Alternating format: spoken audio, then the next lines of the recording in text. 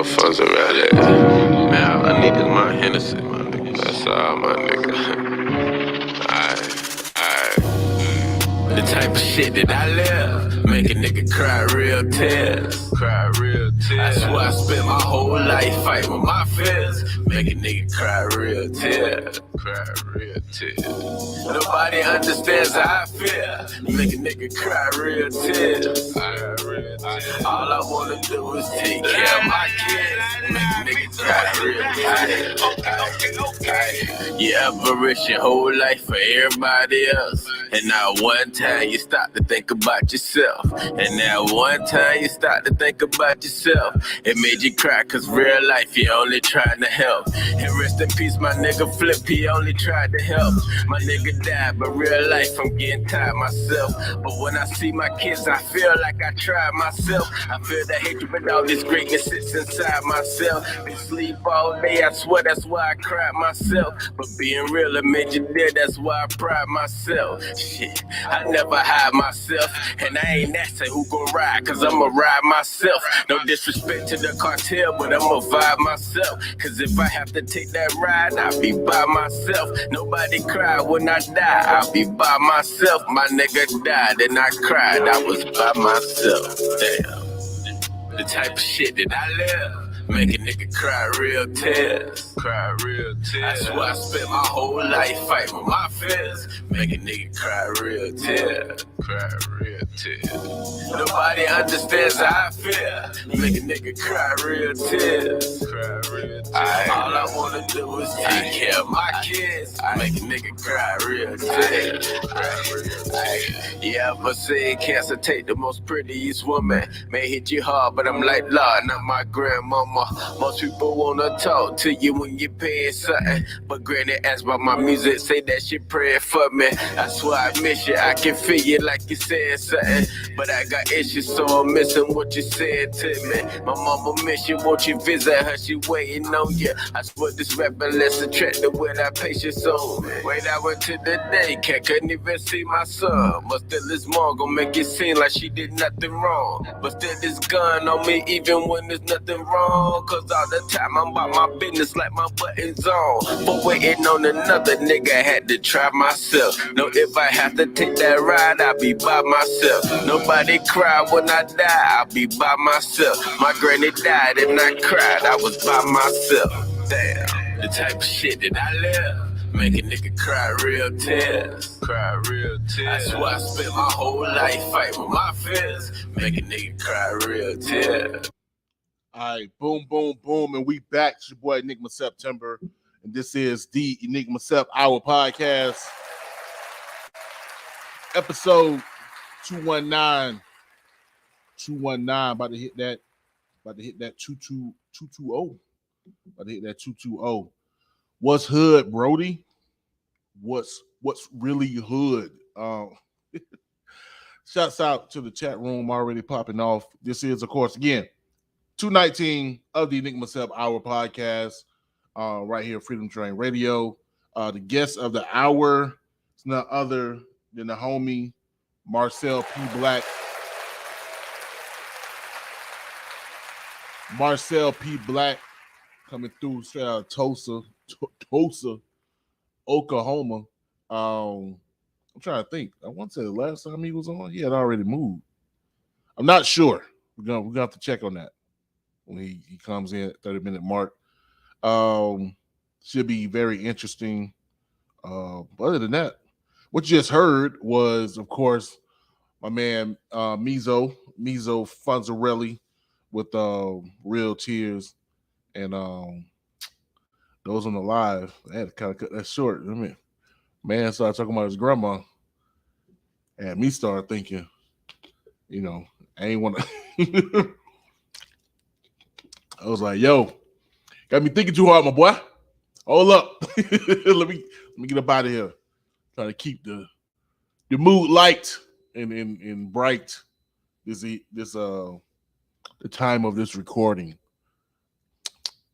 Anyway, let's get into it. Thanks for everybody that's already checking in. Rather if you're checking in on the live podcast, appreciate you.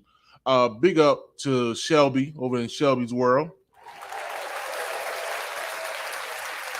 decided to record this on a Wednesday, so I didn't want my sis to think that I was trying to step on her toes. So just so just Shelby doing your thing. Dang, what sis said? Sis, what she said? The parent that stayed, child, the parent that stayed.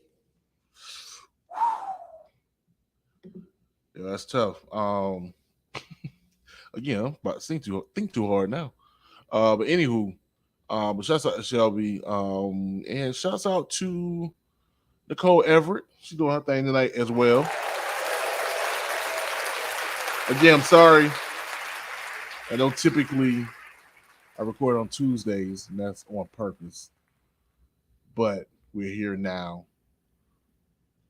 It is what it is. I'll be back on Tuesday come next week. Don't worry about it. It's a one-time thing. What else do we have? Should I just get into it? Should I? Let's get into it. Man, there's a lot of foolishness going on this week. Oh, speaking of Keke Palmer.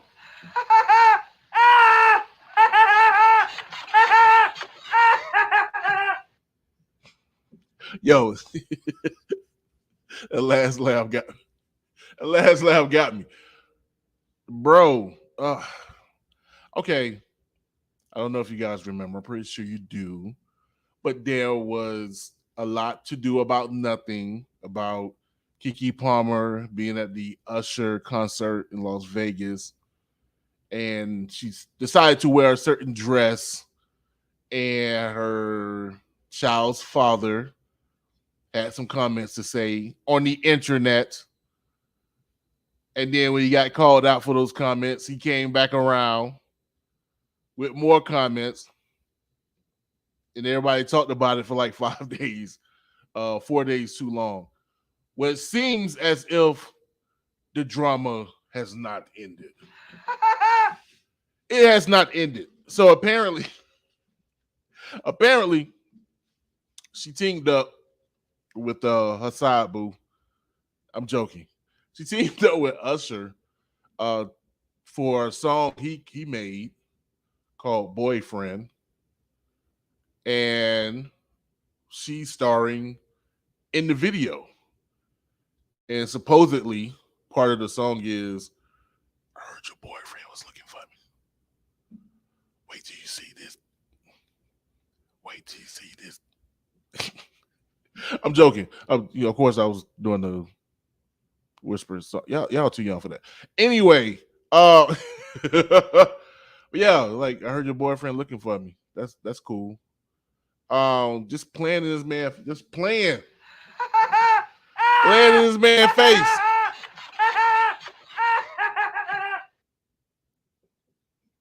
Just playing in his man's face. But apparently, this came out, and then more news according to people.com. Don't ask me why I'm citing people.com. Her baby daddy has moved on. He's no longer interested or whatever. And that he's focusing on being the parent that stayed. Shelby, that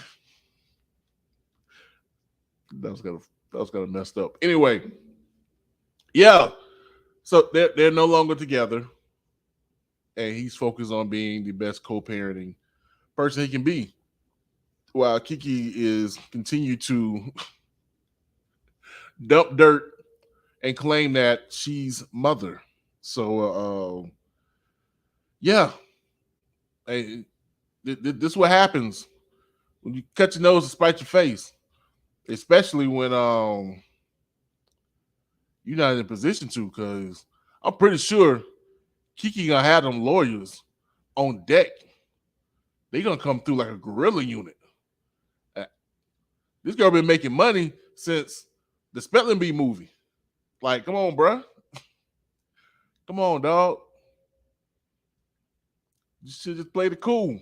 You try to big up and cut your nose, spite your face. Now she playing in your face. You messed up, bro. Shut your mouth. You know how to pick your battles. Bruh. Even though I saw somebody was like, oh, well, if a guy had did this, shut the fuck up. Stop it. Stop it. Of course, you know it would have been different if a guy would have did this. Why? Because we are men. And men have what? Privilege. We have a certain privilege that we get away with a lot of stuff. So, if this woman decides to play in this man's face because he thought he could power up on her, I really don't feel no sympathy. He should have tried to power up. We ain't had the power. You had the power, bro. You try to throw your dick online. He probably been better off if he did.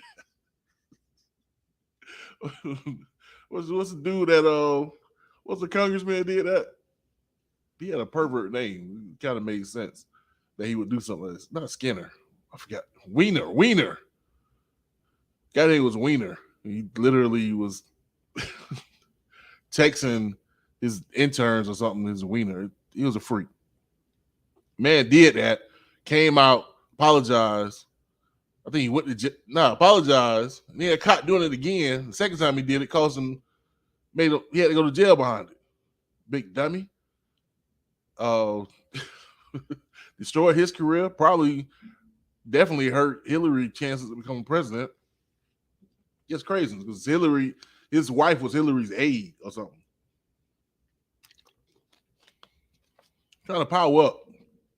We ain't got the power. She has been quiet. Pride before the fall. You should have just shut your mouth. Now, in all seriousness, I do feel bad for the little boy because I do think that probably would have been great, his parents happy together raising him. But now you get to grow up and see a video of daddy getting clowned by Usher. His dad made his life into a Boondocks episode. Great going, guy. That's how it is. That's what happens when you throw your dick on the line. Man. Speaking of throwing dicks on the line, Eminem versus Melly Mel.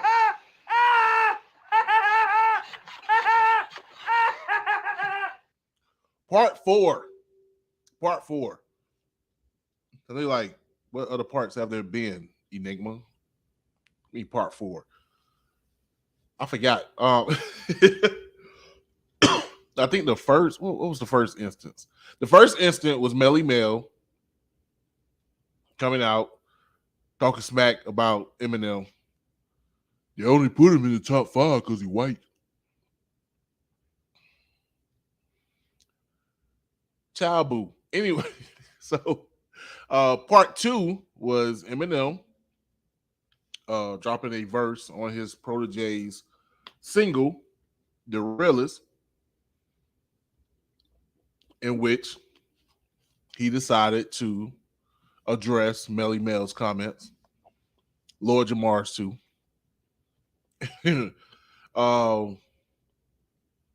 Then part 3 was, of course, Melly Mel last week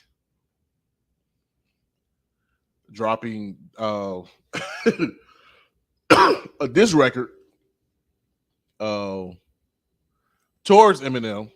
I forgot the name of it.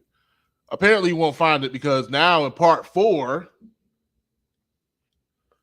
Melly Mel issued an apology. No.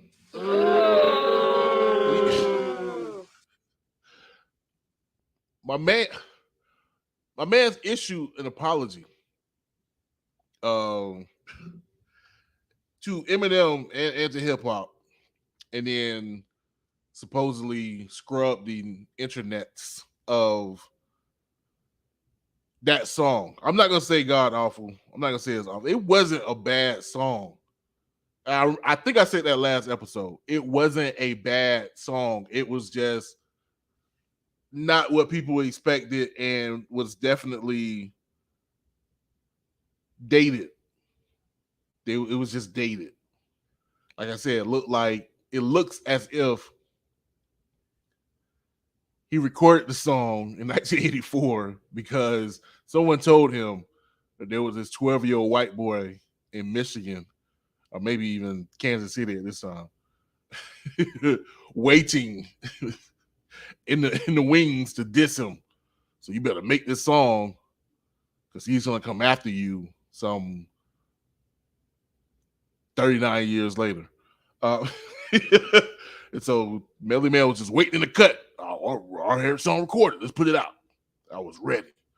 The blue genie from the lamp told me to record the song. What's crazy is the apology. The vocabulary in the apology was better than the vocabulary used in the diss track. Like, what kind of lawyer speak is this? This man would have got a lawyer to apologize to Eminem. The fuck? Bruh. Yeah. Oh, just gotta stay humble. Just gotta stay humble. I mean, how you go from dictating the game to giving diction? How you go from dictating to giving diction? Pause. Like, bro.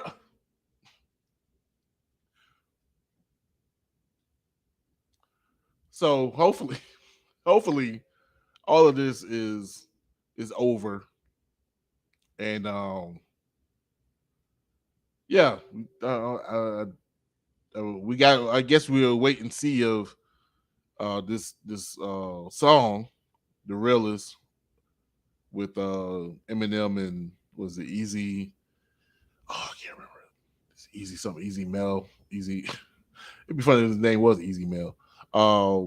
Gets any traction, gets any legs or whatever. I haven't seen much or heard much about it outside of that the controversy behind Eminem's verse. But like I said, I'm not gonna go back into it, but I do think the kid is talented. So we'll see if Eminem hurt or help his chances with becoming part of hip hop. We'll see. But Melly Mel, bro, not an apology, bro. Anywho, speaking of hip hop getting old, of course, this past weekend, we celebrated the 50th anniversary of hip hop, the culture.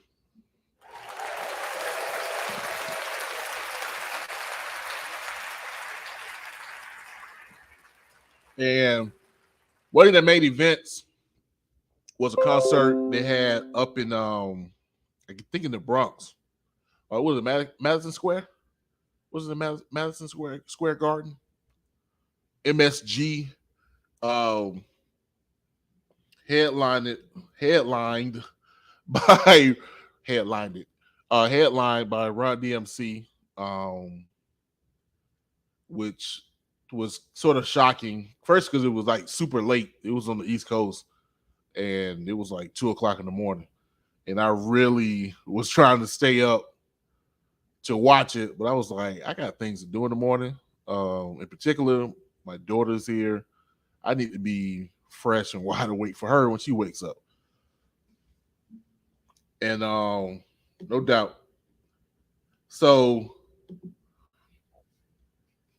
but anywho, I was sort of surprised because they came out, and of course, I mean, taking the diss from Melly Mel, we kind of think that old school rappers don't really curse. To my surprise, I think a lot of people's surprise was when Run DMC came out and Reverend Run, of all people, was letting the words fly. I mean, he was giving every shit motherfucking damn he could get out. You motherfuckers ain't loud enough. Let me say it again. Whoa, Reverend Run. What? I think even DMC was kind of like, hey, bro, you need to relax. None of our songs got this much profanity in it. Not now. What are you doing? Shouts out to DMC. I'm gonna be like DMC when I grow up, even though I know at this point I'm going the way of Reverend Run. But DMC was fit. Shouts out to Healthy Hip Hop 50, man. I know I can't say nothing. I look horrible. But man, Reverend Run, I mean not Reverend Run. He looked the opposite. But DMC looked like he could go another 30 years rocking stadiums. Like easy. But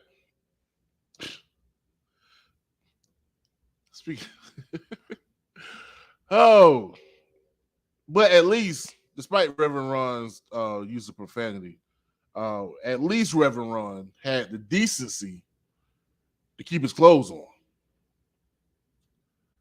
Unlike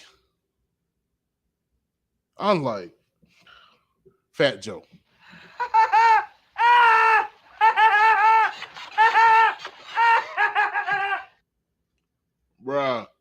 Bruh. I don't know if Fat Joe was inspired by Ashanti because she came out. I almost thought it was Remy Ma. I'm like, oh, maybe the rumors are right about Remy Ma Papoose because she's showing out. And I realized it was Ashanti. God damn. God. Anyway.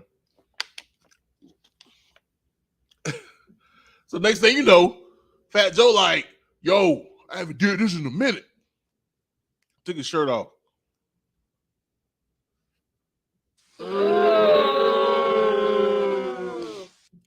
Call me Lizzo if you like. But, bro, no, Joseph, you are 52, sir.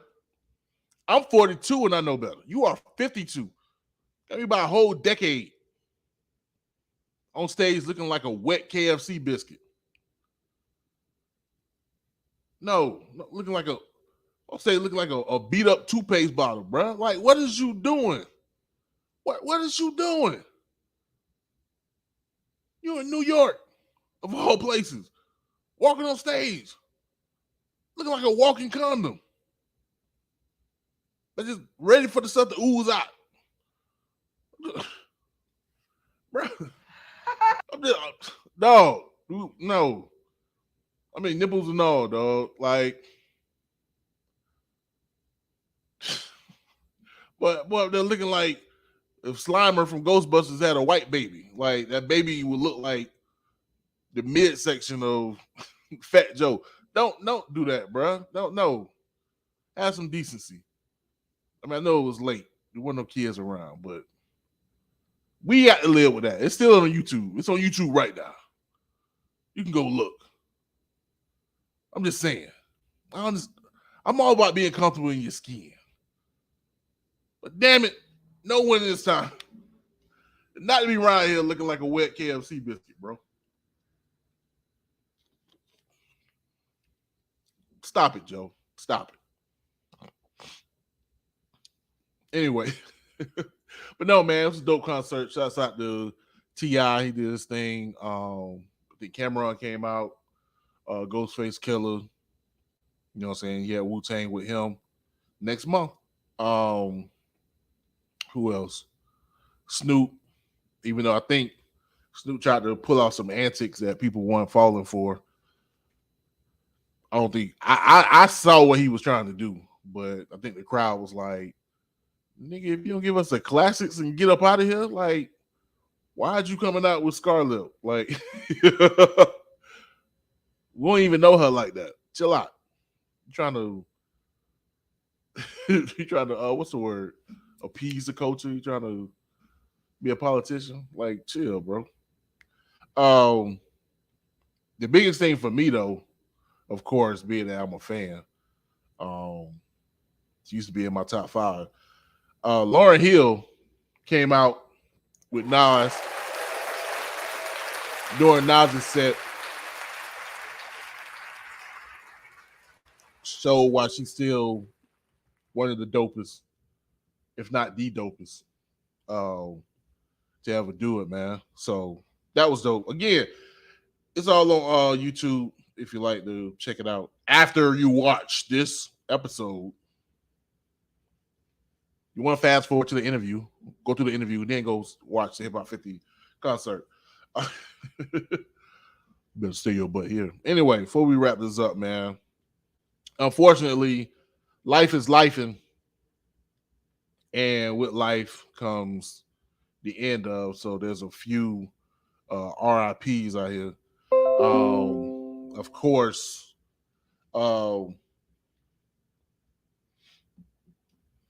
one of the RIPs would go to a young man I wasn't really familiar with. And I say that with some shame because apparently he was killing it. Dope Boy R.A. Dope Boy Raw. I'm sorry. Boo me. Dope Boy Raw. I think he came out of East Atlanta. I want to give him some hand claps, but I want to celebrate his death. Dummy. Apparently he had went missing. They had been missing for like about a month. And so I think, correct me if I'm wrong, or forgive me if I'm wrong, I believe he was found in Chicago, even though he's from Atlanta. So it looks like he kind of pulled the reverse King Von.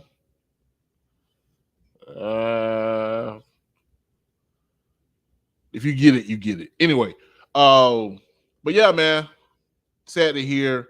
Apparently, not apparently, he had ties with T.I., and the city loved him. So Atlanta right now is just really toe up about the news about Dope Boy Raw. Of course, you're nobody till somebody kills you. I don't want to die. Anyway, so I want to go check out his music. He was straight, man. I get it. We watched a couple of his interviews or whatever. And yeah, man, he's a cool cat. You know what I'm saying? Real chill dude. And so RIP, man. You know, so nothing but condolences, positive vibes to him and his family, his friends, his fans. And hopefully his memory lives on. Speaking of, I think either yesterday, not today, I don't think. If it's today, shame on me. I think yesterday was the birthday of no, you lying. No. Why is my brain going blank? This is crazy. Last time I checked. What? Y'all see what's going on. I clearly know. Why the hell I want to say Young Dolph? Yo, like for real. My brain is saying Young Dolph. That is crazy. Nipsey Hussle.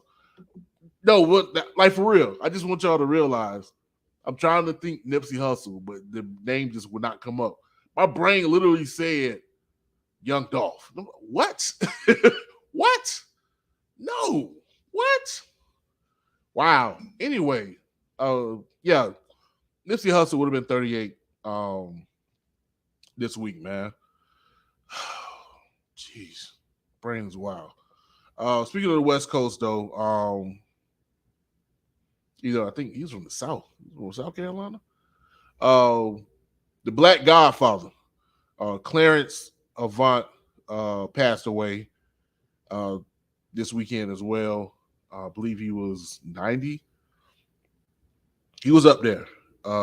Very powerful man. If you don't know who Clarence Avant is, go to Netflix after you watch the Hip Hop 50, after you watch this podcast, listen to this podcast, and watch The Black Godfather.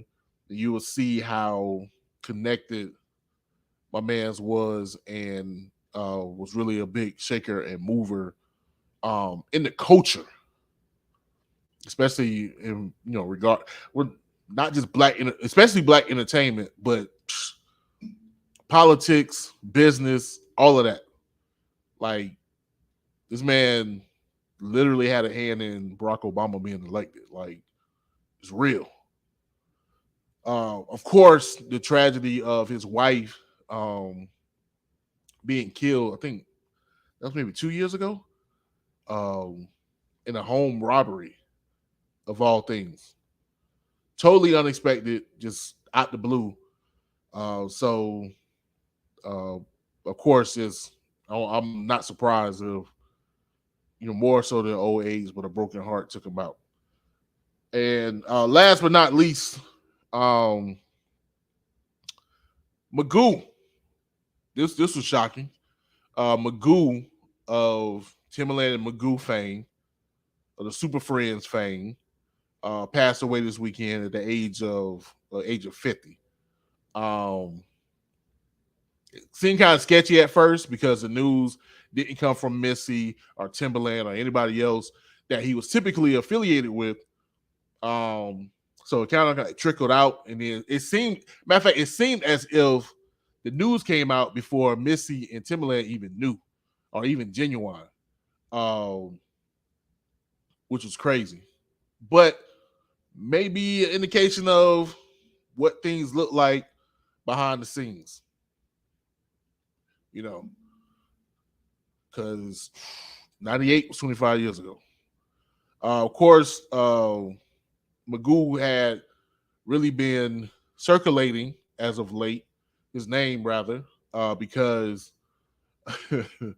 there was apparently somebody had pointed out his lyrics in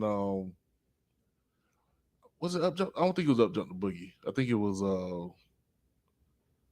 Love to Love You. And some people tried to come to his defense to say, hey, it was the 90s. That's how you came out. That's how you did your thing. Psych. Nope. Nah, bro. Like, no. I'm sorry. Not trying. Stop the cap. Stop the cap. Bro, look here. No. Magoo was up there or down there, however you want to look at it, with Silk the Shocker. Don't do that. Don't do that. Look here. At best, my man was, a guilty pleasure, right? Like, I ain't gonna front and act like I ain't know that man versus on Love to Love You and Up Jumps the Boogie and Beat Me 911. I ain't gonna front. I know them verses, but I also know some of the wackest verses of the 90s. Like, hit me, honey. There it is. Now we talking 12 years. 12 years of what? What? Like, granted, I know he sounded like Q-Tip. And Q-Tip is known as what is it? What's his real name? Something the Abstract. And so therefore, a lot of Magoo, who sounded like Q-Tip, a lot of Magoo's lyrics were quite abstract. But there's a difference between abstract and scatterbrain. And a lot of my man's lyrics were everywhere. It's like, bro, what are you talking about? What are you talking about? We don't know. We don't know what you're talking about. I can't make any connection. Now you thinking disrespect. Look here. So it was fun, man. It was fun. Shouts out to Magoo. Like I said, those two of those songs were my favorite songs of all time. Especially "Beat Me Now," or "Beat Me," "Beep Me 911," which was a Missy song featuring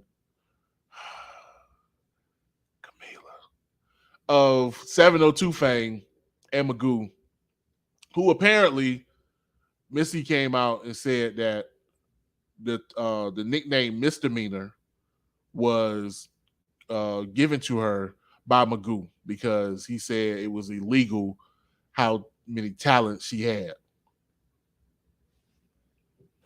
I'm giving my man his props. I'm giving my man his props. I'm a clown.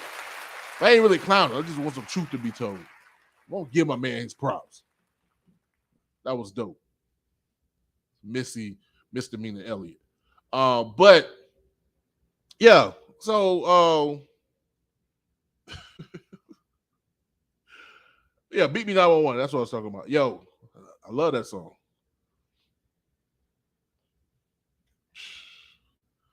Talking personal problem to me. Anyway, I love that song. Gonna get in trouble. I love that song. I love Beat Me 911. It's a great song. Beat me 911, down up on the call me. I want to. I love Camila too, or I did. That she wanted to marry music. I was like, all right, guess I'll go get married. Anyway, I'm joking, baby. Anyway, but no, I love the song. Up Jumps the Boogie, which, speaking of, Super Friends really sound kind of, now it's seeing kind of bad because that's number 4 out of the group. First was Aaliyah, of course. Static Major. Only 3. Only 3. Aaliyah, Static Major, and now Magoo. Why I said 4? I feel like somebody else. Anyway, still got Missy, still got Timberland, still got Genuine, still got the other 2 boys from Player who teamed up with Cisco them, and now they are Drew Hill, the super group. I'm trying to think. That's it. Out of Super Friends, you got Mocha, Nicole Ray. I'm glad he wasn't on that song. Magoo was all right, but man, I was straight. Shouts out to Tim Bayo. Ain't Timberland Magoo ain't gonna come down. I was straight on that. Magoo could have came around and been like Nori. Like, I mean, I've been the best, but I taught y'all how to rap over them beats. No, you didn't. Missy did. But no, give my man's props before we get up out of here. No, shouts out to Magoo, man. Much respect. He's part of the culture. He did his thing. You know what I'm saying? I don't care. I mean, he wasn't the best, but he did enough, and we appreciate that. So shouts out to Magoo. And they don't cancel me. Like, nigga, you spent 5 minutes clowning this dead man. That's jacked up. What else we got? Man, Reason. TDE. Reason versus TDE. Yeah, yo, you know what? I'm starting to think, bro. Dog. Starting to make sense, bro. Maybe sometimes it's just you get the golden goose. Sometimes people just know how to ride that wave. That what Ye told me. Literally, I talked to Kanye before. I got a podcast. I talked to Kanye one time. That'd be funny if that was my whole reason for doing this. Anyway, yeah. So apparently, the rapper Reason has some words by his label, TDE, of course, the label that was the former home of Kendrick Lamar, and of SZA and Black Hippie, Schoolboy Q. What's my other man that everybody want to claim better than everybody else? I can't remember his name. Anywho, Reason basically was like, yo, y'all fucked up my rollout, y'all trash. And bro,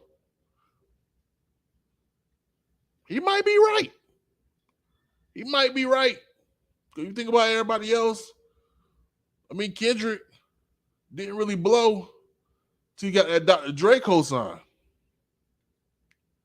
And I think Kendrick was just so great at what he did, and because of the Dr. Dre cosign, it propelled TDE to kind of spin that what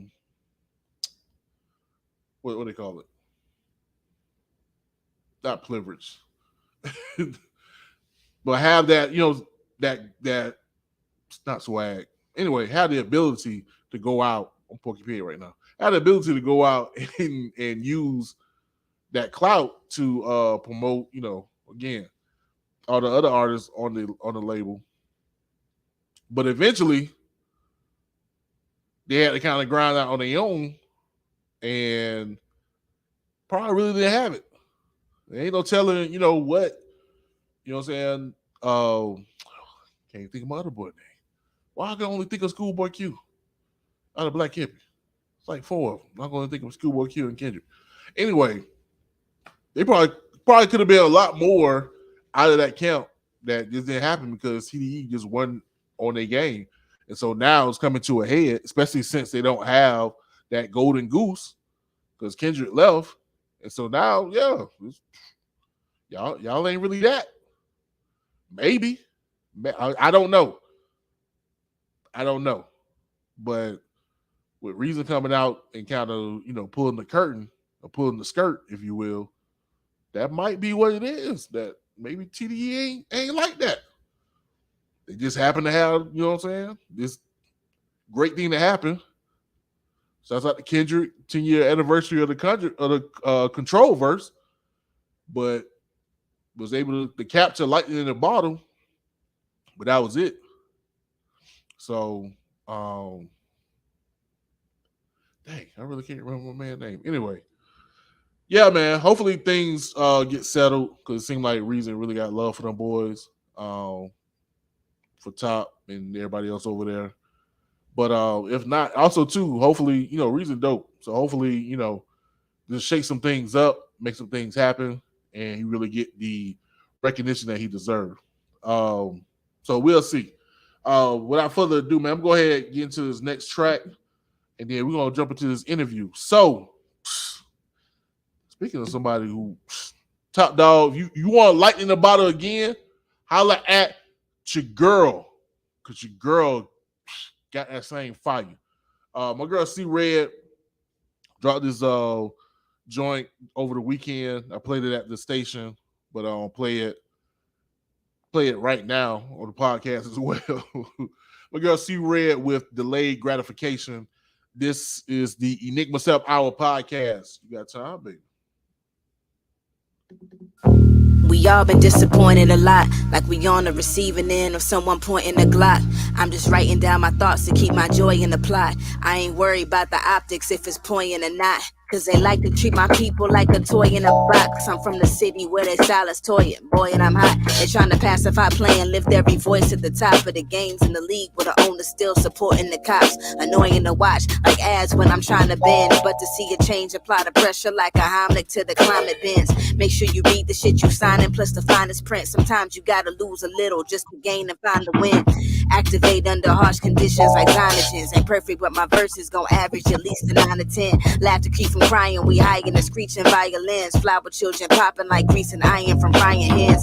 And you can't find the recipe in Barnes and Noble or your Google searches, cause they're always Mr. Parsons soulful. It's bigger than the pictures that they pick to market culture, and they wish to target you, hoping you click what's on your social. We know life ain't always what we wanted. What you like I pray to start my day off because anything can happen.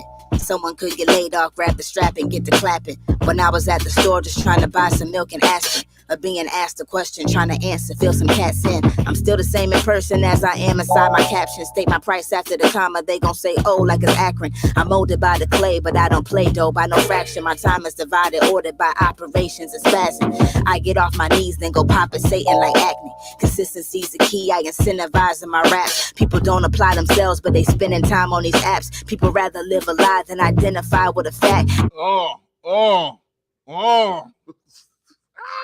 That's my sis. That's my sis. Yo, we back. This is the Enigma Sept Hour podcast, episode 219. What you just heard was C-Red with delayed gratification. That's my little sis. God. Anyway, without further ado, we got my man Marcel P Black in the building. What's up, my boy? Cool. Hey man, where's she from? C-Red? Yeah. She from here. Tallahassee. All right, tell her. All right. But man. Nah, she's spitting. Women make hip hop better, bro. Women make hip hop better. Especially her, dog. Yeah, she nice, bro. I think I forgot where she at now though. I know she moved to Houston to go to school. I want to say she maybe Minnesota right now. She got married. She may be in Minnesota, but she born and raised here in Tallahassee. She was here for the longest, so yeah. Now represented. Not man. I apologize for my tardiness, man. Like I tried to use my work computer, and something was wrong with the camera, and then somebody loaned me a MacBook, and every time I got it booted up, it would cut out on me. So I'm on my phone, so the lighting ain't the best, and I ain't got it situated the best. But I apologize, man. I'm happy to be here though, man. Don't tell me the MacBook trip because I was trying to get one. You're telling me the MacBook. Somebody let me hold one, and like they use it for like music production, and so it was like a lot of stuff on it, and so it's buku slow, and it's really temperamental. You bang it too hard, it cut off. So but it is what it is, man. My handy dandy Android, we here. Right. I'm about to switch out. I'm about to switch out from the Android, man. I'm about to go to Team Apple. Just so I can FaceTime my daughter. That's it. That's really the I'm not really on no team, man. It just worked good for me. I like being able to customize it and you know what I'm saying? I'm not really that tech savvy, man. As long as I call to check my Facebook and pay some bills, you know what I mean? I'm not. It's time for me to get an upgrade. I probably could have been got an upgrade a couple of years ago, but right. When it happened, it happened. I ain't tripping. I ain't one of them like die hard. You know what I'm saying? Apple versus Android. I ain't one of them cats. Nah, not me either. Like actually, I used to chase the technology. Me and my cuz, like he always would get like the newest like next generation joint. So I didn't try to catch up with him. And so I think maybe probably 2014, 2015, I think I finally had caught up. We was kind of the same like level. And then my daughter's on the way. And after that, I was like, man, screw that. Let me go to Metro PCS. Oh, bro. Let's go to cricket. Was that a child on the way? I'm like, I'm straight. I ain't trying to spend all that. But I do got the fold. You know what I mean? I got my phone come out. The fold joint? Yeah. How you like it? It's straight. I mean, I had it for like a year now. Like you said, it's time to upgrade. So I can go and get the newer joint. But this Christmas, my daughter's mom got her an iPhone. And so, even though she's only 6, I'm straight with it. I ain't mad. But it's like, dang. And my wife got an iPhone. So I'm like, I'm kind of out of the loop, bro. Like, my daughter one thing my daughter know how to do is FaceTime. She'd be quick to like try to hit you up and be like, hey, pick up. So it's like, all right, I don't want to be out the loop. So let me go ahead and finally give up this. I feel that. Yeah, man. So, but anywho, that's about that. I'm trying to think. The last time you was on, had you made the move yet? Yes. So yeah, it was. I just looked. I want to say I came on almost a year ago. Like it was at like maybe the end of July last year. So I think Okay. I've been here. Yeah. All right. So be it that it's been a year. So this is more of an update. How has it been now being acclimated to Tulsa, Oklahoma? This year it's a little different, man. Like I think last time I talked to you, I just came back from the Black Outside tour. You know what I'm saying? So I was just getting off a tour and starting school. I've been here, so I've been here for a little bit over 2 years at this point. But yeah, 2 years, 2 months at this point. Um, it's looking up, man. I had a rough school year for a lot of reasons, like a lot of crazy reasons, and I switched schools, so like I like this summer had like a lot of life changes, right? My mom was living with me for a couple of years. She moved back to her hometown. So we moved, so you know what I'm saying? So we downsized, we moved to a different neighborhood. We moved, so you know, North Tulsa is black. So we moved closer out north, and we both me and my wife moved to different schools in the north. So Okay. like, you know, I was working in what they call Little Mexico, and I was living on the south side with a bunch of old white people. Now, you know what I'm saying? I'm working out north. My kids go to school out north, and we live out north. So, you know, culturally, I've been able to like get a better taste and feel for Tulsa. You know what I'm saying? Because I'm back around my people, and just like not even just like racially, like in terms of like just progressive movers and shaking people trying to do something. You know what I mean? Right. Because where I lived at, I'm old and I'm washed, and I ain't feel like going nowhere because I'm so far away. But now I'm like 5 or 6 minutes away from everything. You know what I'm saying? I literally live like 10 minutes from Greenwood. You know what I'm saying? And like, you know, about 5 to 7 minutes from downtown. So I'm able to like do a lot more. I think the major thing that's changed for me as an artist is like, I think more of the younger artists see who I am and what I do and have a better understanding, and they see the value in what I bring to the table.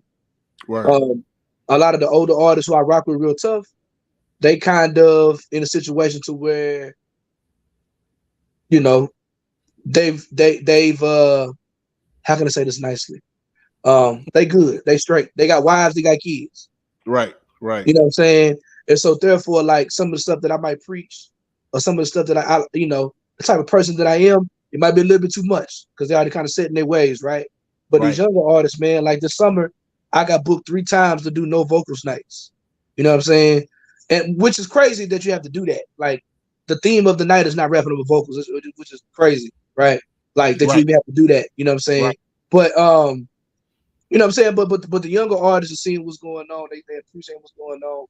Like I didn't really do a whole lot of stuff in Tulsa until after I came back from tour this year, and they was like, "Oh, okay, big man is back. Let's do stuff or whatever." So I did a lot more stuff in Tulsa over the last 6 weeks than I did all year. You know what I'm saying? Wow. Um, Wow. I just recently did my we had the only hip hop celebration birthday party on last Friday, and that shit was fucking amazing. Like that shit went up. Like it was like I caught the Holy Ghost, man. I felt like I felt like a 20-year-old, man. Like I already did like an 8-song set, and I felt like rapping, man. I just told the DJ to play everything he got that don't got my vocals on in the Serato. I just kept on rapping. You know what I'm saying? Like and like Right. normally like I think last summer I did do some permanent damage to my voice. So like sometimes I'm like really like cautious about like not doing more damage, but I ain't give a fuck. Like I was in that zone. You know what I'm saying? So like, you know, it's been good. You know, of course it's had its ups and its downs, man. But like, you know, I didn't tour as long as I did last year. I kind of cut it in half because I was moving and things of that nature. But the tour it went really well, and I finally played in Baton Rouge again. Okay. And that was beautiful. You know what I'm saying? So you know, man. So it's been cool, man. It's been a lot of changes, but it's been cool. All right, that's dope. And actually, I'm oddly surprised because out of a lot of anybody on my timeline, you definitely keep my timeline busy with just the updates and things of that sort. So for you to even like spit stuff that I wasn't even aware of, I'm like, what? Like I didn't even know you had even moved or whatever. Like of all the stuff that you put out, I'm like, did I miss that? Because I'm gonna get 2 Marcel P Black posts a day. So yeah, whatever you do, just know it works, bro. Because I'm seeing you. Man, I'm gonna tell you, bro, it's crazy. Like I legit, and no cap, bro.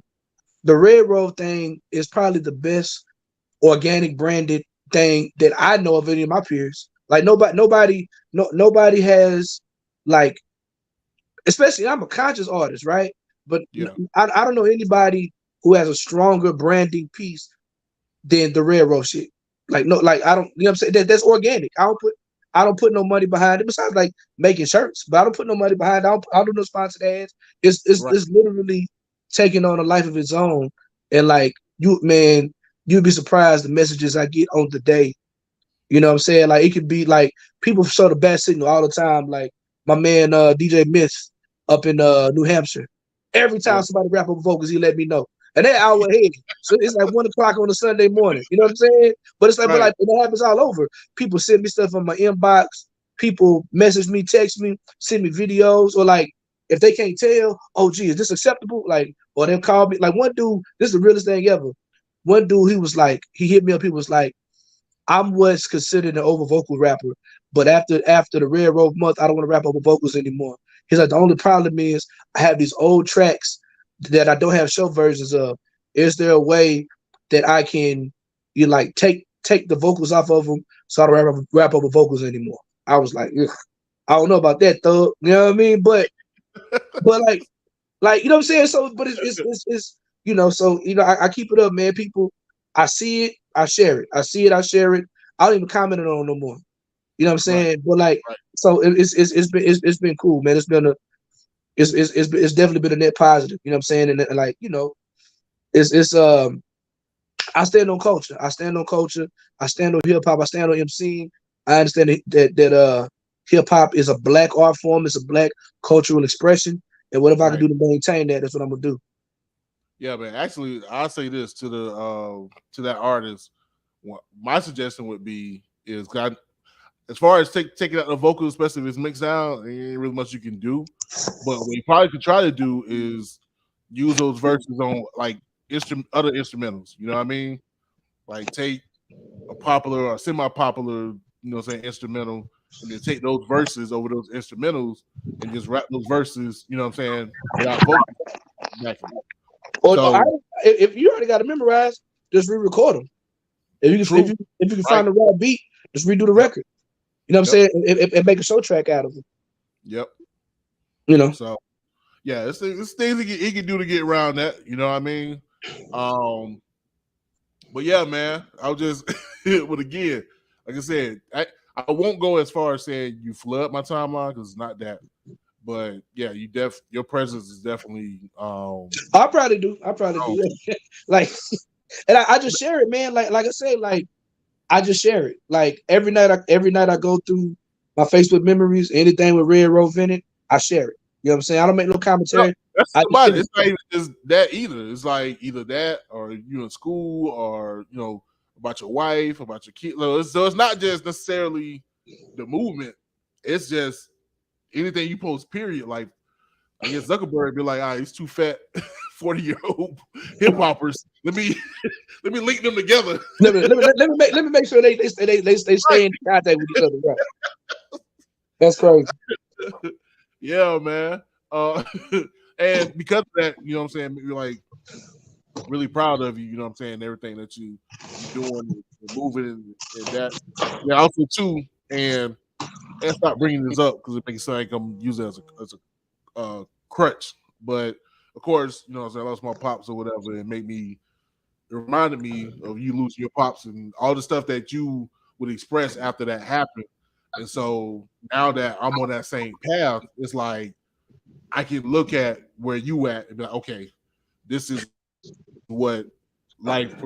how life can be afterwards. Listen, man, I made everything I love for us. If you get a chance, go back and listen to everything I love. Like I made it for I was like, I'm my only child, man. So like I sit in isolation a lot.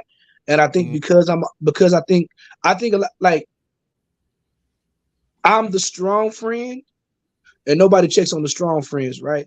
And so I wanted to make that album to articulate what I was going through at the time because nobody checked on me.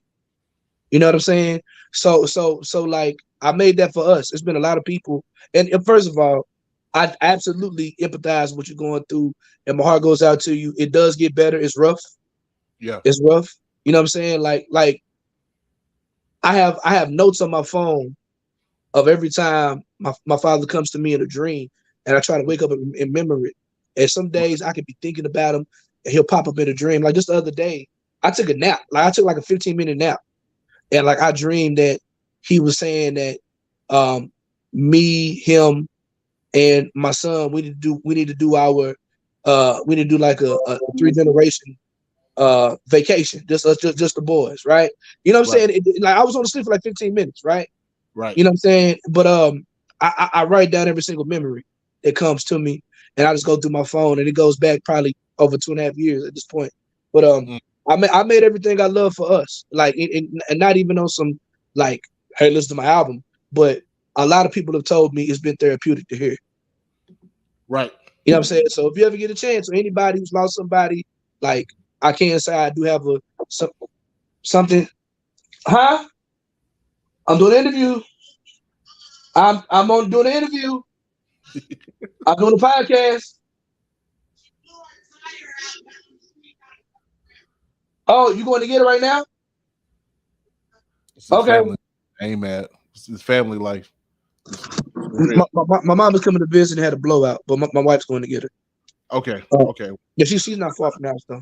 But yeah, but I do like I got album for us, man. You know what I'm saying? Like it's everything I love, some of my best work, like my best writing, my best rapping, like very cohesive thoughts, but still very much grieving, so it's still messy and all over the place. But it was like it's I'm real big on intention. You know what I'm saying? And I'm proud of even though like I was smack dab in the middle of grieving in the middle of a pandemic. I feel like all my intentions came through very clear. So yeah. Let's still go back and draw from it. You know what I mean? And playing some of the tracks from that project. So yeah, man. So I'm gonna actually go back with more intention this time to like listen, and see what I can get from it. But that's one of your projects that I've always gone back to when looking for songs. You know what I'm saying? I want to make sure you represent it on the podcast.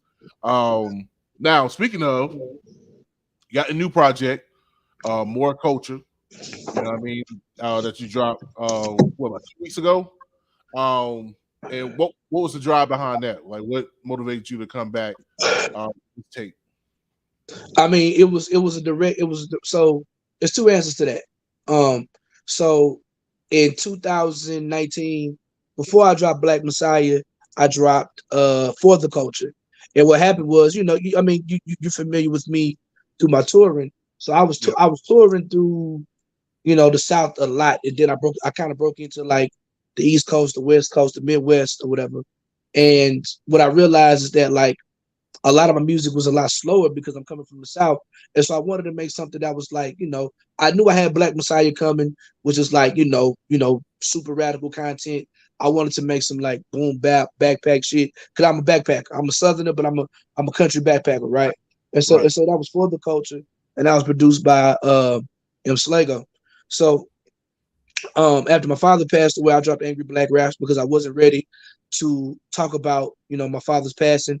And so I just made a rap, like a very violent rap about shooting people and disrespect over vocals rappers because I couldn't get my anger out. I wasn't ready to talk about it, right?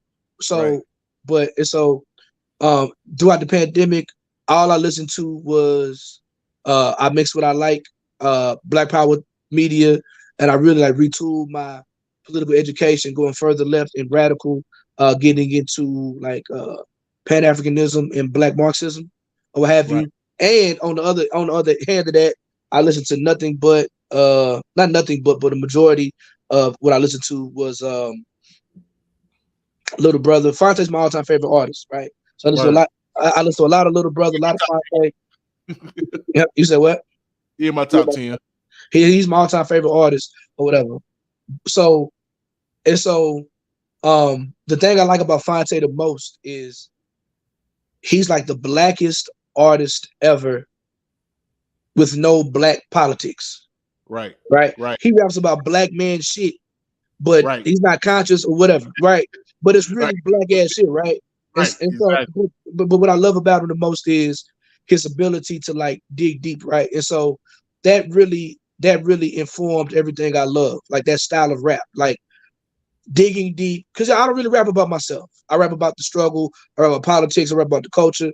And so anyway, so I'm listening to that, and that inspired me to make everything I love mixed with what I was going through. But I still needed a place to put these angry, radical raps, right? So Right. I went on tour last year. It went pretty well, and this is what happened. So I'm not a freestyler. I'm not a cipher guy. I got booked to do like one of them Sway in the Morning type shows, radio shows in Providence, Rhode Island. And my man was like, yo, come up here and do a little cipher verses. I'm not really a cipher rapper. He was like, man, look, you got 3 or 4 months, kick a verse, can wrap it up here, right? And so I wrote a verse, and I'm going through my beats that I had. Me and Alfred Banks were supposed to do a project together, but he don't like rapping over samples. So I'm going through these beats, and I kicked this particular verse over this beat. It felt like a glove, but it takes me a long time to memorize shit. So before I went to Rhode Island, I started rapping this verse over this, start performing it. So the more I perform it, the better I memorize it. Like me just reading it, it's hard for me to memorize. But if I can rap it and perform it, my muscle memory gets to it, right? And so that first verse ended up being the first verse to Moor Culture. And I was like, okay. And so I was performing it, just one verse in the hook or whatever. But I was like, you know what? Now this is my time to go ahead, finish this song, but not only kind of like put in those radical black politics. And not, I didn't lay out, it's only 4 songs. I didn't lay out my full political ideology, but like I wanted to mix the Southern boom bap backpack shit with the black radical politics. And so you got For the Culture, which really wasn't conscious or whatever you want to call it, that I'm known for. But, I hadn't really done a quote unquote conscious hip hop album since Black Messiah. Right. You know what I'm saying? Because you know what I'm saying? So now I get back to like my aggressive, angry black rap shit. Now I got more Pan-African radical politics to it. And I spelled it Moor Culture, MOR for black, man. One thing I realized as a national touring artist, hopefully I'll be international soon, is that I feel like underground hip hop is the last frontier of the culture. Mainstream shit has been commercialized and colonized and used as a weapon against us by white supremacists. I feel like underground hip hop is the last frontier, and people forget that this shit is a black culture, because when it comes to underground hip hop, you might have a few black rappers on the bill, but the crowd is mostly white, the venues is white, the fan base is white, the promoters is white, the DJs are white. Now, I know some great people. I'm not the person who says that white people are against the house of hip hop, because I know a lot of white folks who they give a fuck about DJing, MCing, graffiti way more than black people do, right? Right. But let me say this very clear. Mm-hmm. Let me say this very clear. Even underground hip hop, black people aren't the authority on it. We don't support it enough. But we always like, I love that it's 50 years of hip hop. I love that Nas is still dropping albums at 49, 50, but we're looking over 20 years of artists who do dope hip hop in real time. And we go straight for the legends, right? Like we don't talk about what Skyzoo's doing, who's 40, you know what I'm saying? But we don't talk about what Jid is doing. We're not talking about what Bobby Sessions is doing, for Mick Jenkins, dope hip hop cats. Or we're not talking about the dope cats in Tallahassee. When I talk about the dope, like I see, like, because I'm a national touring artist, I'm plugged in. You damn near name a state or a city, I can tell you who the best rapper is, because I'm there, right? And we overlook that shit, right? But it's people like us who are running it, right? You have white only hip hop enclaves. where it's all the shit that we love with no black people in it. And here's my thing: this might be controversial. I feel like black folks need to come back to the culture because we lucky that these white boys are liberal. Right. But Right. we lucky that they cool and they love the culture too, because we saw what their cousins did. We saw what their cousins did with the mainstream. Right. And you know what I'm saying? So like they go back to like it's almost as if it's almost like what jazz at least was, especially a couple of decades ago, where you know what I'm saying, if anybody was a jazz aficionado, you know what I'm saying? Aficionado, man. Typically with some long-haired white guy with skinny glasses trying to tell you what a blue note is. And it's like, if you didn't know the history of jazz, you'd think that jazz was, you know what I'm saying, some white boy shit. When it's like, no, that's our music we developed. But like I'm gonna say this, man. I'm gonna say this out here. And I got love for everybody. You know what I'm saying? Too many white people who don't be around black people in the Midwest determine what underground hip hop is. I can see that. Like y'all not around black people, y'all not around the culture. You know, y'all not around. And when I say the culture, I ain't talking about the 4 elements. I'm talking about the conditions that create the culture. So you miss, and I know you feel this as a Southerner. Like I get, because of the railroad shit, I get invited to like a lot of these hip hop groups, and one of the first things I see, no trap music, no dirty South music. Man, fuck y'all. Right. Like you don't understand. You know what I'm saying? But it's like you don't understand why this shit is hip hop, why this shit is culture, what this represents. Because you didn't grow up around black folks, you got a fucking 5-panel hat on and a Biggie t-shirt. You know what I'm saying? Right? Like let's keep it fucked up. Right. Like this is black culture. This is black people's culture. Like this is what we live when the cameras go off. These because the same conditions. Like you have to understand, man. Like for all this 50 years of hip hop shit that we talking about, the South Bronx is the poorest congressional district, one of the poorest congressional districts in the country. Right. Like it's worse. Like financially, it's worse off than it was when hip hop was created. When hip hop started, when the hip hop was industrialized. Let me say that, right? Like Kool Herc is not a billionaire. Right. Some of these old dudes is crackheads and they junkies and they strung. They looking bad. Right. Right. But so the conditions that created the culture are damn near, they have not changed materially. They're damn near worse, right? I'm not really trying to hear. I'm sorry, my phone is about to die. I'm over here. Okay, cool. I had to charge it up. I'm waiting for that shit to happen now. Everything I went through to get on this motherfucker. Yeah, because you're preaching now. You talking that you just keep going. Right, you know what I'm saying? So man, at the end of the day, man, it's a situation where it's like you know, I want to remind people that hip hop is a black culture that came out of a black radical condition. It is an extension of what our ancestors did, creating art as a conduit for freedom on the plantations. So like we celebrated 50 years because the latest party of all time happened. But every single thing that happens of the 4 elements been around far before. You know what I'm saying? Right. It's ancestry. It goes back to the continent. You know what I'm saying? It goes back to the continent. You feel me? So I don't want my white brothers and sisters, my Latino brothers and sisters, my Asian brothers and sisters, y'all doing these different elements. Let's not get it fucked up. Right? Respect the fact that hip hop is a black art form, a black cultural expression, and respect it enough and respect the creators of it to where you don't do any harm.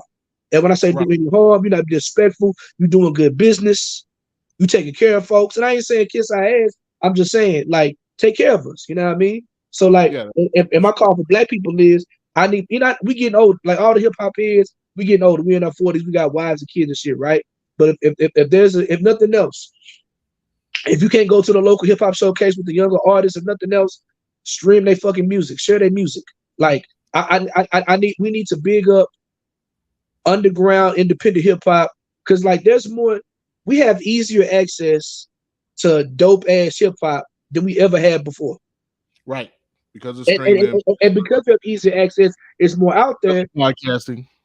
But because of podcasting, because of social media, because of YouTube, but even still, you know, the way capitalism is set up, only, you know, they still have a chokehold on it, right? And so what we can do as independent, as hip hop heads to make sure that we support the culture is buy the album, buy the t-shirt. If you can't come to the show, stream the album, tell somebody about it. Let's not act like hip hop only happens when Nas drops an album with Hit Boy. Right. You know what I mean? Because Black Milk just dropped, Odyssey just dropped. Yep. You know what I'm saying? All these cats is amazing, and like they put on great live shows. They put out great music. Let's not act like there's no hip hop until these old dudes, you know, the legend drop a record, or LL does a fucking 50-year tour. So, yeah, but that's what More Culture is about, man. That was the reason why I wanted to put it out. You know, and I'm gonna tell you the long story every time. And and you know, just some things I want to talk about. You know what I mean? I wanted to showcase my man Verse, who is, you know what I'm saying, I call him the Common of Tulsa, one of the best MCs out of Oklahoma ever. So I wanted to like showcase him and you know what I'm saying, put him on this record to like give him more ears outside of Oklahoma, you know, Spanish thing. And then I got to give a shout out to my OG Truth Universal. Today he turned 50. There's no Marcel P without Truth Universal out of New Orleans, but I got him on the record with Wordsworth, right? So that's big. Right. Like as a hip hop kid, man, like that's big. I got you know, respectively, the go from New Orleans when it comes to underground hip hop, with one of the best rappers on the planet on the record, right? You know what I'm saying? So, you know, just doing some hip hop head shit, man, just rapping. You know what I'm saying? And putting that content out there. For sure, man. Let me go ahead and show people what a little piece, at least half of the tracks on the project to see what you're coming with. So we're going to play this More Culture, and then we'll play Negroes with Guns.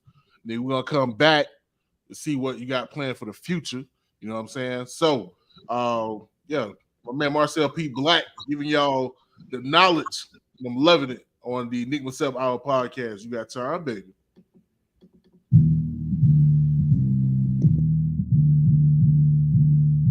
Yeah.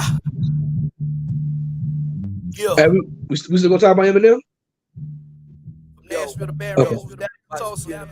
More culture, more culture, more culture. Real Southern hip hop, about to kill the people. Let's do it. Let's go. Yo.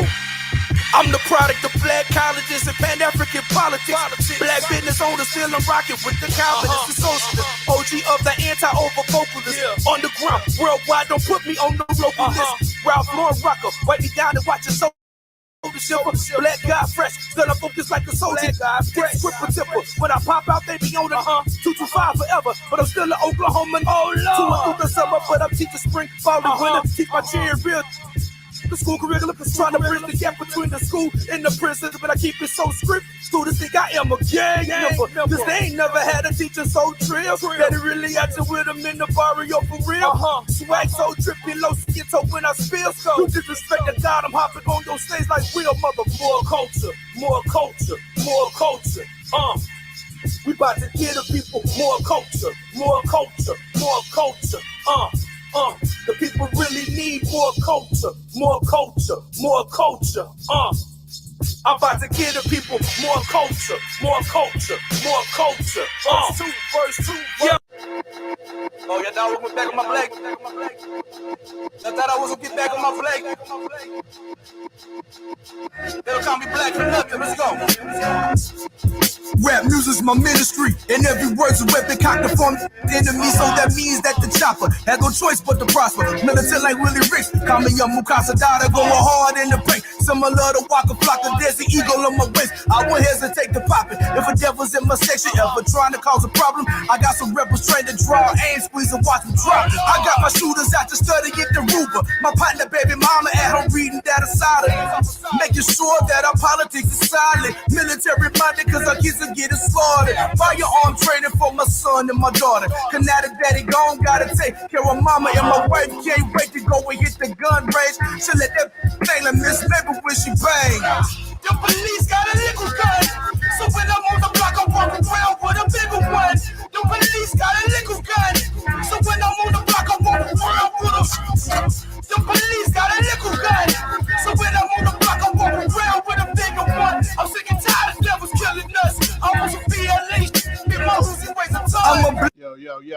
Yo. We back.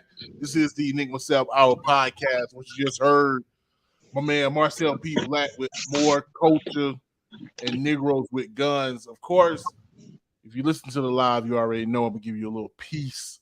But if you want to hear the full track, the podcast when it drop, y'all make sure to go get the audio podcast, get the whole flavor, and make sure you go with the information below. Go to my man Bandcamp page and put that money up to download the joint. You know what I'm saying? So you can rock out on your own, like you said. You know what I'm saying? Go ahead and share the information because that's fire, bro. Like a new age, a new age Public Enemy. Like you said, you come with that the angry yet, you know what I'm saying? Knowledge is kind of in your face, like boom, I'm gonna hit you with it. You know what I mean? I'm in my It's crazy because he just got through rapping for the police, but I'm in my KRS-One season right now. Yeah. You know what I mean? But like he just literally just did a freestyle for the cops, like the mayor of New York, who was like the Black Giuliani. Ain't gonna front. It is.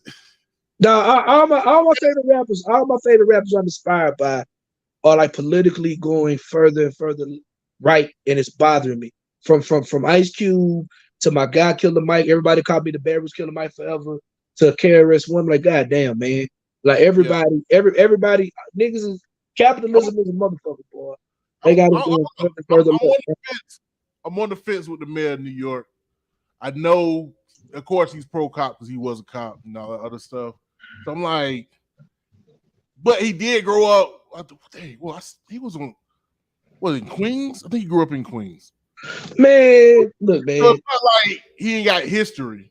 So I'm wondering, is they showing respect because he got history, or do they even recognize like this man been like pro cop, even doing a really man, dog, the people in New York don't like him.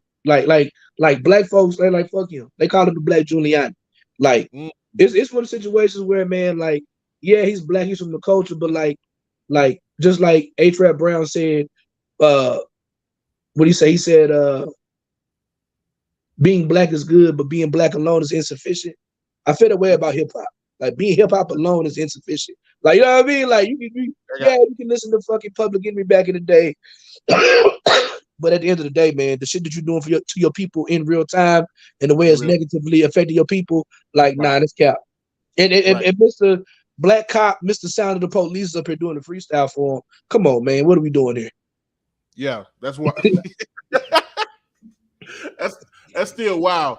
Even though going back, I guess to kind of step into the discussion we were gonna have, I still get KRS-One as my objective number one MC, just because of what he's done. Will this affect that rating? I don't know, because number two can't do nothing because he dead. So I don't know if KRS-One can just do so much damage to drop him down. We'll see. But I mean, he already look. I mean, look. Do I study his live shows? I absolutely do. Do I study his? I mean, the Negroes with Guns. That's a play on Sound of the Police, right? Right. I mean, honestly, I mean, this the freestyle for the cop was one thing, but the real asterisk on KRS-One should be for him caping for Africa Bambaataa after he came out of Bambaataa was raping them kids. Right. Yeah. And he kind of like that's the real. If we want to get him up out of there, if we want to pull his card for the community, that's the real conversation. And it's so our contradictions have contradictions. So so it's tough out here for a hip hop head. You know what I mean? As we get older. And you're right. It has been kind of a shift, and I've not seen it. I've not only seen it in rappers, but then also just my peers. You know what I mean? And so I've started to chop it up to, I guess, a couple of things. Age. I figure you just get older and you eventually become that old uncle, grandpa that's get off my lawn. And also too, I think. Now I was telling my man this the other night. I think for those who really got into like parenthood and their marriages like super early, like early like 20s, or even when they was teenagers, they were so busy with just focusing on that they didn't have a chance to really continue to update the knowledge, have an update on how things have progressed, or even progressive thinking. And so they kind of stuck on one thing. And so when they get introduced to new ideas or even a new way of looking at things, they're not accustomed to it because they've been focused on just trying to build a life or a lifestyle. And so now that they're being confronted with it, they're like, no, what the hell is that? I'm gonna do it the way it used to be. It's like, nah, bro, life progress. You should progress. But some of them don't get it, and that's what you get. Like I look at Cube, and I look at it like, yeah, for the past 30 years, this man been in Hollywood. You know what I mean? And it's shown through his music, the way the kind of that veracity and quality of it kind of declined because he's been more in Hollywood, and that's just been like super busy. And I think what happened is the pandemic hit, and he finally had a chance to kind of slow down for a minute. And well, I say this, I think with hip hop, the culture has always been, or supposedly has been anti-establishment. At least that was the basis of it. And so I think with Cube, I think he still had that anti-establishment mentality, but then it went into more of the conspiracy theory side, and he went down that rabbit hole. And so now that's why he's pushing more to offer him. You don't see the difference between something that could be left-leaning versus right-leaning. He just sees something that's anti-establishment, even if it is right-leaning. So I think that's why I want to add to it. Rap don't sell. So in order for rappers to make money, they have to go. They have to go further. They got to go chase the bag, right? And so they have to do all this other stuff outside of rap. And because the conscious, quote unquote, conscious community is very small, there's not a lot of money in it. They going where the money resides. So like there is no, like, I talk about this all the time with my radical left folks, right?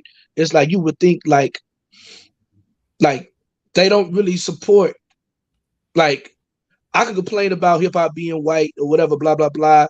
But at the same time, black folks ain't coming out, and especially black folks with the same politics as mine. I never get to rap in front of black folks that are like paying that. Well, I'm doing it for the first time in a couple of weeks, right? But I never really get to do it. However, you know what I'm saying? Because we have not set up that we don't got the money, and we haven't set up the infrastructure. And so this is the reason why, like, if you remember when Cube went on that huge quote unquote anti-Semitic run, what people did not say, you can Google it, where he was a speaker at the Zionists of America Foundation.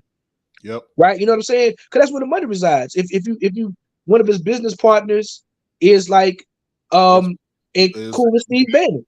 Yep. And so when you Tucker Carlson, it makes sense. Yeah. Because you know what I'm saying? So like they gotta even my beloved Killer Mike, right? Like he's talking to Governor Kemp and all these right-wing politicians. He's talking to them about money. Real. Yeah. So you know what I'm saying? So it's like, and a lot of it's a contradiction, right? At the end of the day, because they're not because music don't sell that much. And like these dudes are 50, like in their late 40s, 50s, so they don't want to tour. Right. They got grown kids. They don't want to tour like young boys. Cause that's the only way you can really go get money is touring. Rap, you know what I'm saying? Like when it comes to like rapping, like the performance of rapping. And so they don't want to do that because these niggas is damn near 60 at this point, between 45 and 60. And so therefore, let me go talk to some Republicans and go get this bag. Let me go talk to these right-wing people who are looking for a nigga to exploit to get credibility. You know what I'm saying? So you know, I think I just give them a little bit. I don't disagree with you, but I give them a little bit of leeway in thinking that they may not know. Now it could be they know. They may know because I don't know them. But when I look at Killer Mike, I look at Q, I'm like, I really think Absolutely, man. They make too much money. Like the thing about Killer Mike, bro, is the fact that I know as a person who's been on this tour bus, as a person, I'm not gonna act like I've talked to him a lot recently, but I was a fairly like we met in 2013, and for like the next 3 or 4 years, we stayed in decent contact or whatever. I know for a fact that he has these books of these different people he talks about, but I also know he listens. He listens. Also, he reads Thomas Sowell. I also know he listens to AM radio conservative talk show hosts, right? I know, so he's knowledgeable. So it's bro, it's where the money resides. It's capital. That's what hip hop is capitalism, right? Like I mean, that's what it is. That makes so it's where the money resides. The right, I mean the left ain't got the bags to really support this type of artist, but so it's It is what it is. And once again, that's the reason why I'm on this underground shit. That's the reason why I'm like trying to push people towards that. Like, this is where the music that reflects the politics, that's pure, that's untapped, but Black folks, we got to come back to it. True. All right, so let's get into it, man. I don't even know what we're arguing about, but it's not arguing. All right, so for those who don't know, I don't know did I make a proclamation? Well, I'll make a proclamation now. Those who don't know, my second favorite rapper of all time is, of course, Marshall Bruce Mathers III. You can tell I'm a fan because I know this man's whole name. Anyway, I also joke that he's my favorite rapper alive because my number one is Biggie. So, yeah, there we go. So, of course, yes, ma'am. I'm still podcasting. So I'm trying to figure out, and I forgot to send this text. Yeah. So what's the beef? I remember what we was talking about, but I think that the comment I made was, it was something to the effect of, Jesus Christ, we should have screenshotted it. I said something. I said basically, whatever it was because he's white. Because he's white. As far as like, I can't remember what it was. Let me lay out my argument, right? The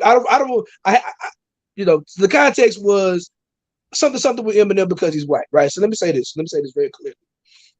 And I don't really know that people in that chat group like that, in that group, in whatever. So I didn't really want to go into it and whatever. But I'm gonna say this. I think Eminem technically is probably the most talented MC ever to live, to walk the earth.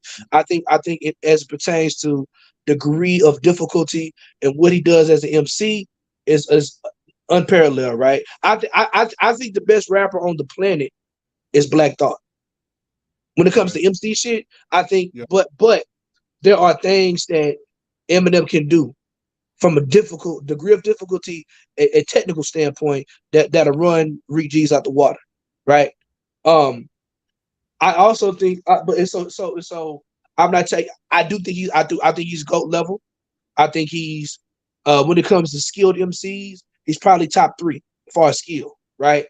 I think he's a GOAT. I think he wears the GOAT horns very proudly, and so I don't take that away from him, right? But here's what I will say: I think Eminem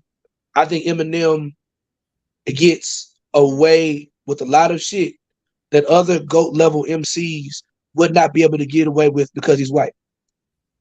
I think he's made. I think he's made, when it comes to GOAT level MCs, he by far has the worst discography and has some of the worst music. But he has a diehard fan base who really don't care what he puts out because he's their white savior, right? So I'm not taking away from his skill set. He definitely loves the culture.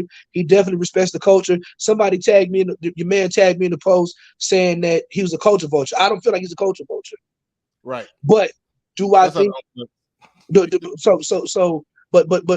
do I think that he absolutely does benefit, even if it's not from his own wishes, because he's white.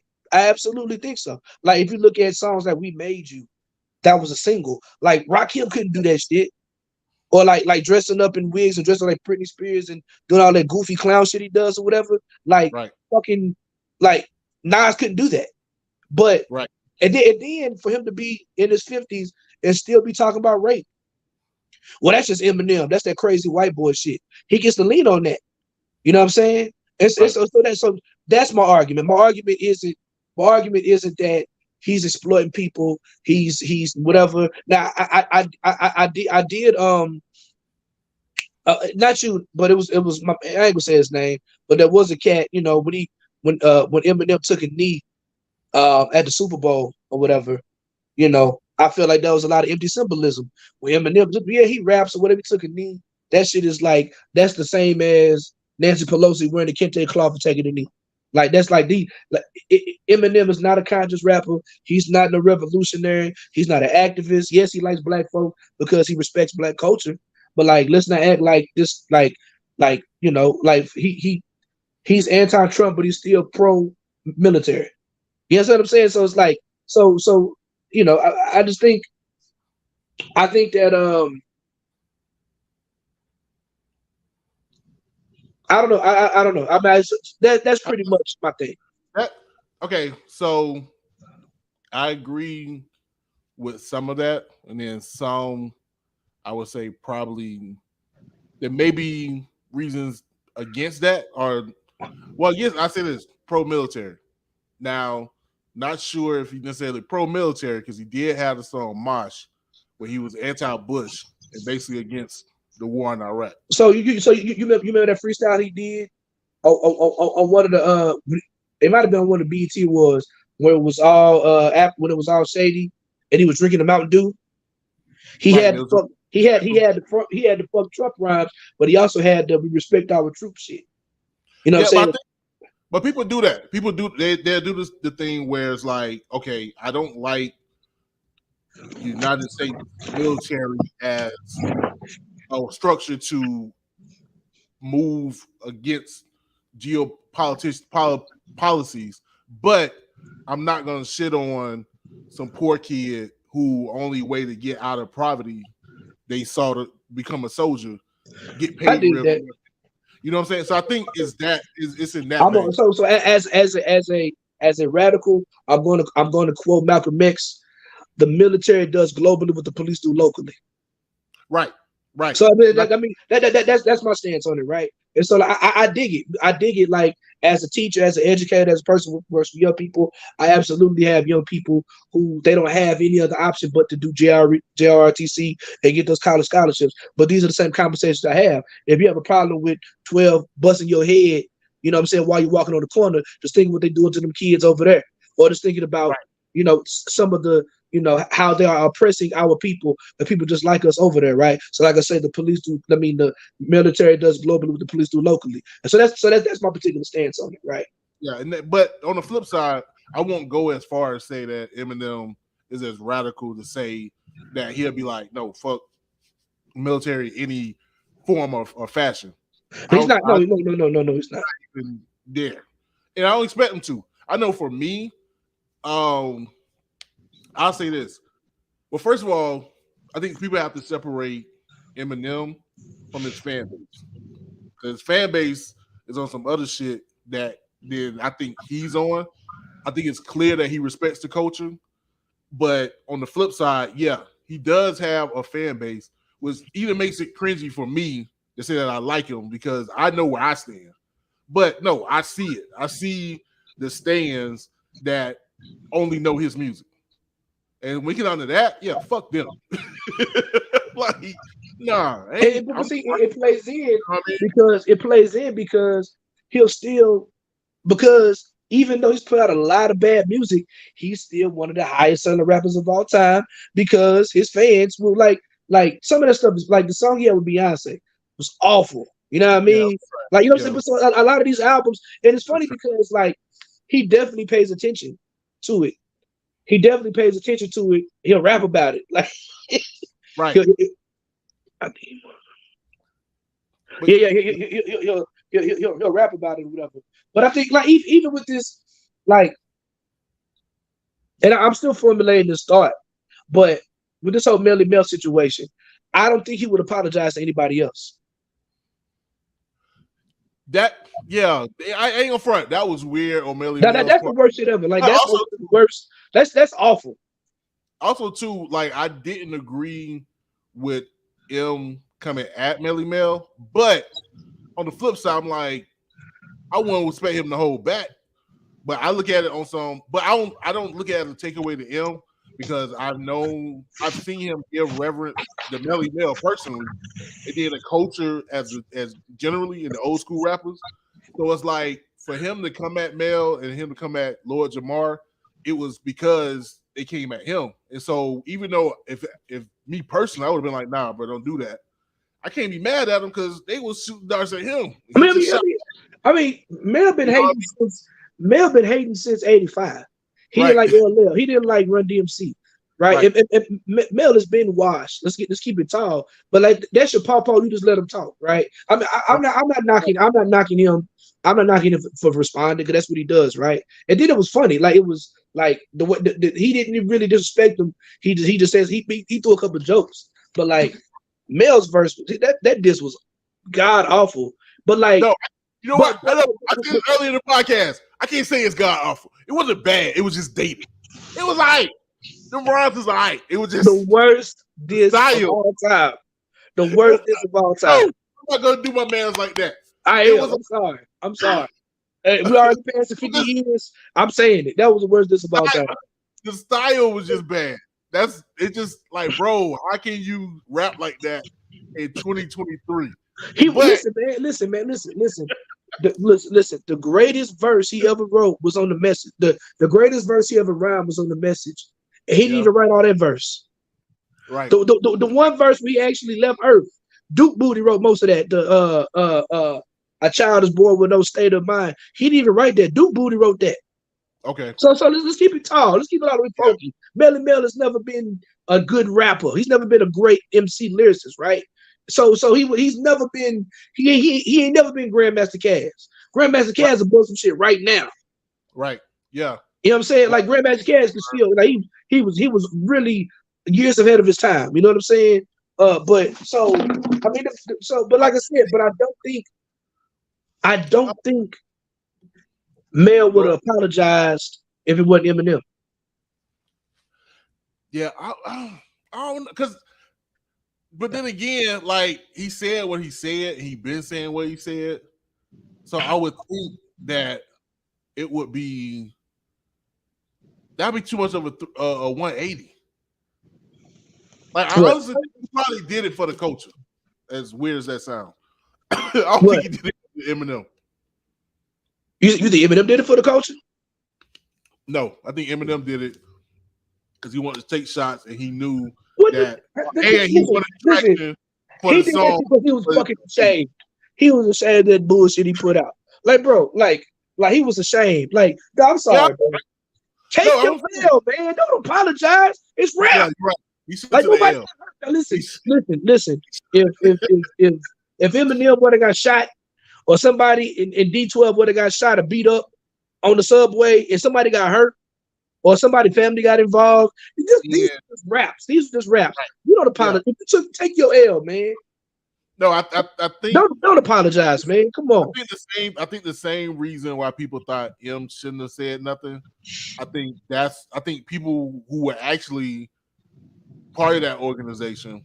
But of course, a lot of the 50th anniversary celebration is dealing with a lot of, old school New York rappers. So they were probably able to get in Melly Mel's ear and be like, look, man, 50th anniversary.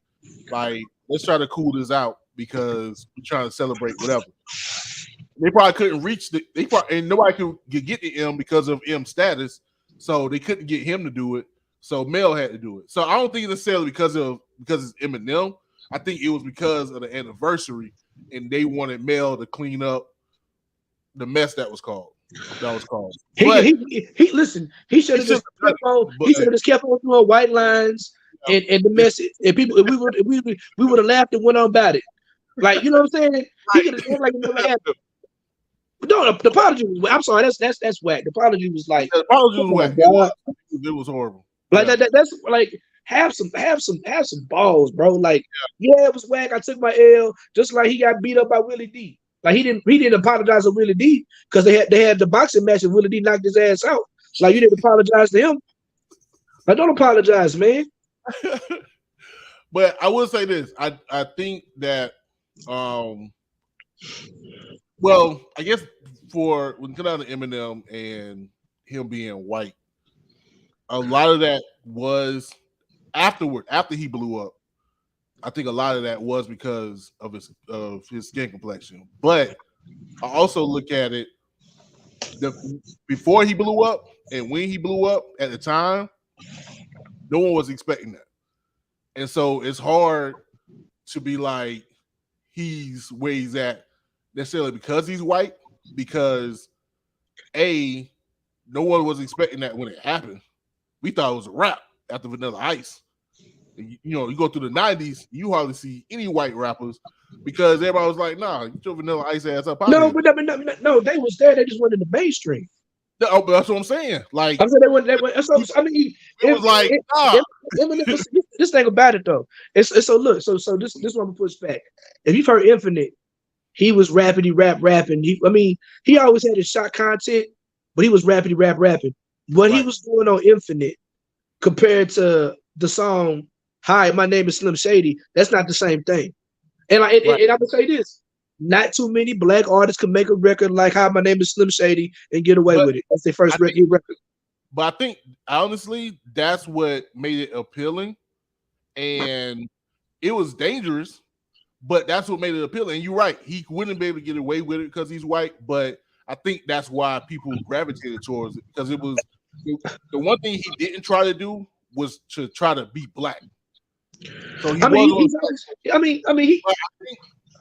what happened? What the other thing is, because you had other white rappers that was doing white boy shit, but M had, and this is, I think, what, and you alluded to it already. This is what made him different from everybody else, was his skill set. And I think that's what got him where he's at. That he not only was he just white, he was dope with it. So yeah, you heard My Name Is, like, this goofy ass white boy shit. But then when you heard Role Model, or you heard I Don't Give a Fuck, you like, oh shit. I think his skill set. I mean, I feel like that's what, and he earned it, no doubt. That's what earned him his credibility with black folks. Like because let's keep it tall, bro. Let's keep it tall. There's two artists out there who everybody talks about and pays them so much reverence, but nobody listens to their music or plays their music. One is Eminem and the other is Busta Rhymes. No, I can't agree with that. No. I'm saying like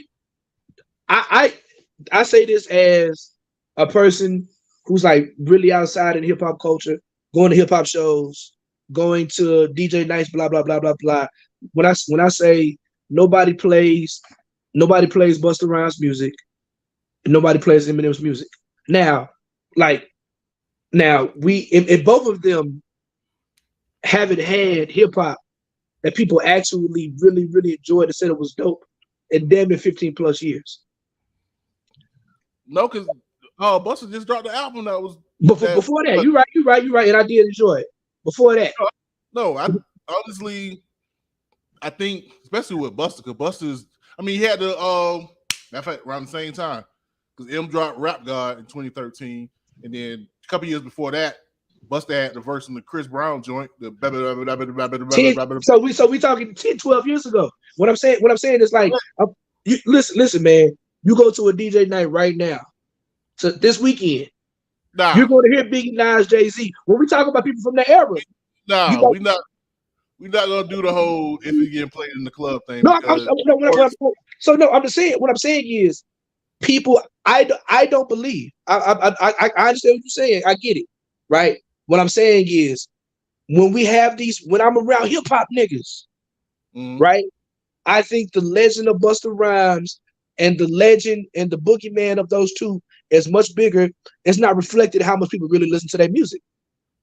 out loud, right? What you do in your headphones is one thing, but I'm saying when I go to these hip hop nights where we're playing hip hop, like they don't get played much as Biggie, Jay-Z, and Nas, or Wu-Tang, or people, or their peers. They don't.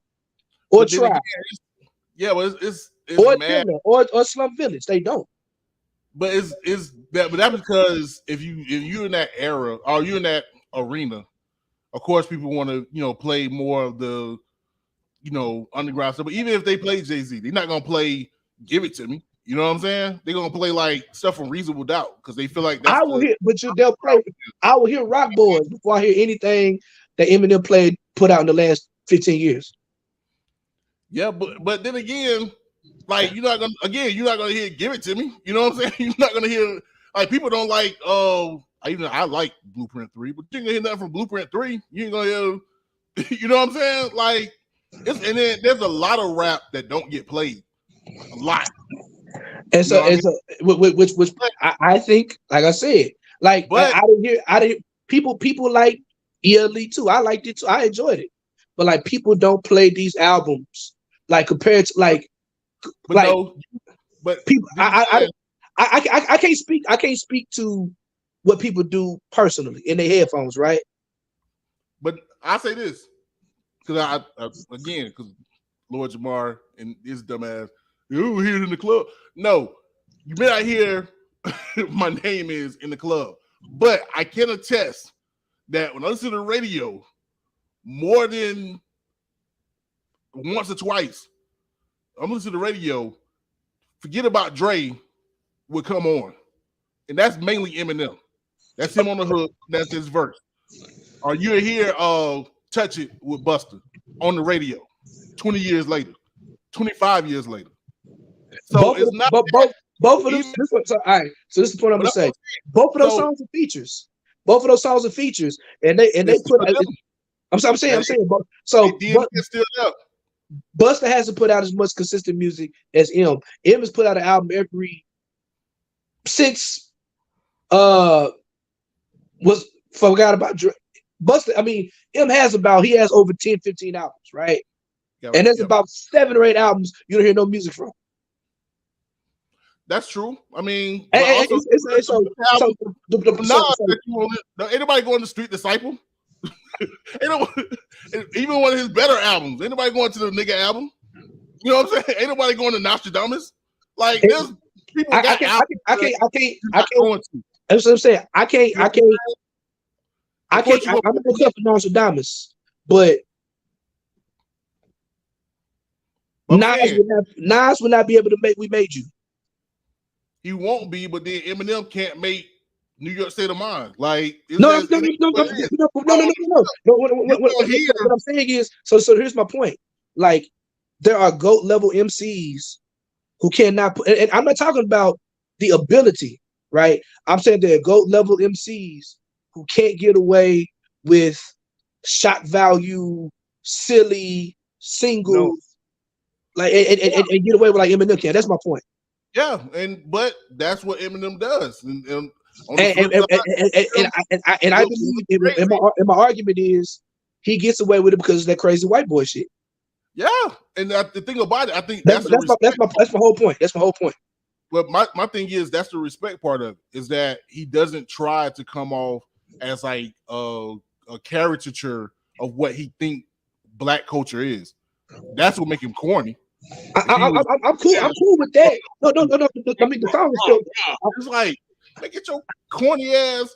You know. And matter of fact, one person in particular, and I honestly think that out of all the, I don't want to say hate because that's a regular word. Of all the distaste, of all the complaints that people have with Eminem, there's actually a white rapper, if you want to call him that really should be getting all this criticism. Tom McDonald. Because he has put on that black costume and then take it off whenever he wanted to. Ooh. And he's selling hella records. And even I just read an article today about Allen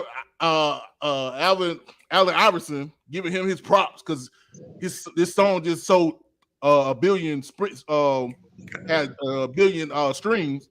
Who? That's Post Malone. If it's He's anybody, not even a rapper. He's not even a rapper. I don't say that. that's what I'm saying.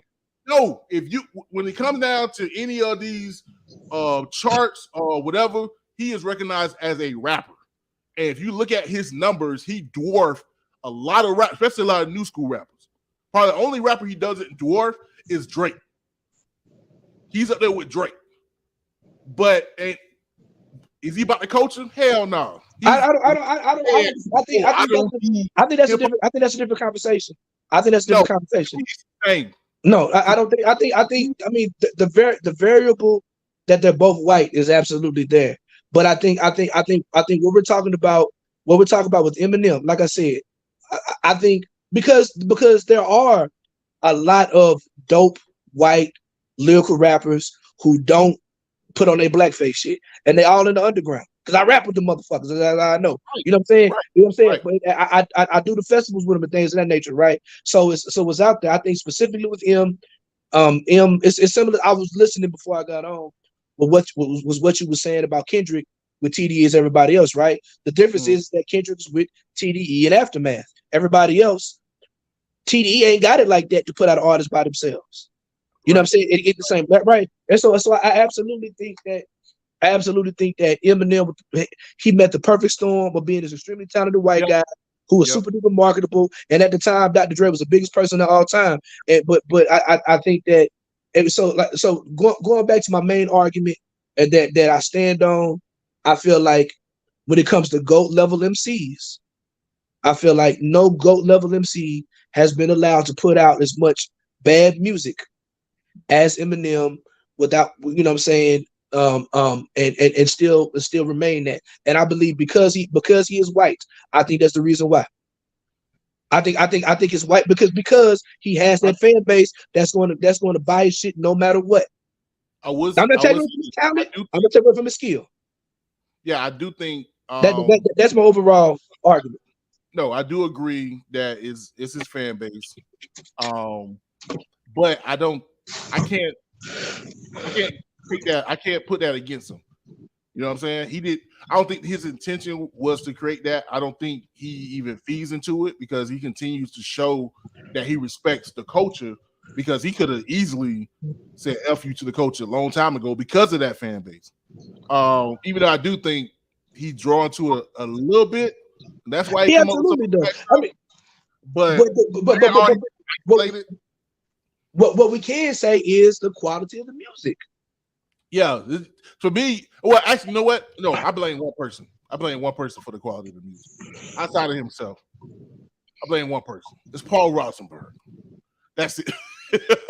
And I'm like, ain't no way Royce the 5'9" can come out with a joint like The Allegory and M don't recognize that you can still make music like that.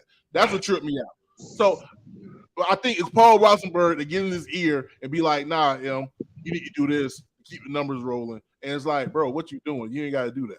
Like you dope lyrically. Just get some dope beats. Just get some dope beats, man. Go find Knife Wonder. That's all you gotta do. So it's like I said, I think, but like like I said, right, his fans or whatever. But I'm saying the quality of the music, I think that you can put out him being white with this rabid fan base who will support him no matter what, allows him to be one of the highest selling rappers ever, even when he's put out a lot of low quality music. Yeah, no, especially the latter part, I agree with that. That's my whole point. I never felt like he stole from the culture. I never felt like he misrepresented himself. I feel like he's been authentically who he is. He just hit the perfect storm at the perfect time. Yeah, and I honestly, I think, and I say this as a fan, I think the reason why the music has been lacking, even though I thought the last joint was straight, Music to Be Murdered By. I didn't like the deluxe, and I thought Kamikaze was straight. Revival was trash. Marshall Mathers 2 was fucking trash. JC. But no, I think what happened, and we're gonna wrap it up because my wife needs to get something to eat. Same. Right. To me, as a fan, I think what happened, M lost his humor. I don't know if because Proof died. I don't know if because of the drug overdose. But he used to have this kind of tongue-in-cheek humor about himself, and that's what made the Slim Shady LP, especially the Marshall Mathers LP and the Eminem show, so dope because not only because he rap dope, but he was funny. Like it was kind of like, look at this shit.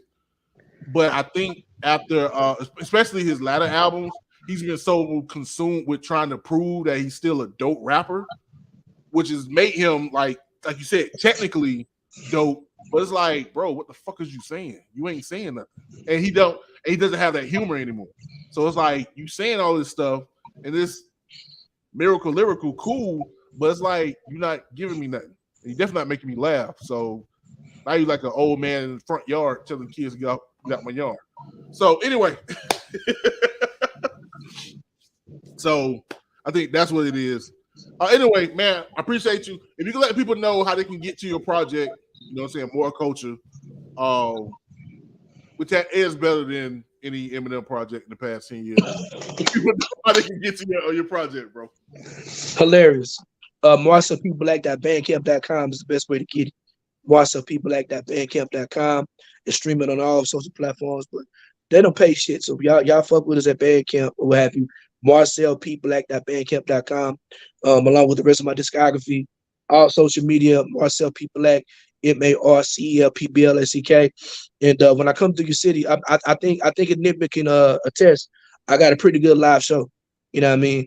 So like, you know, if you see a fat dude wearing polo stop rapping over vocals and how God is a black woman, y'all pop out. You know what I'm saying? I like to, I'm like the last great word of mouth rapper.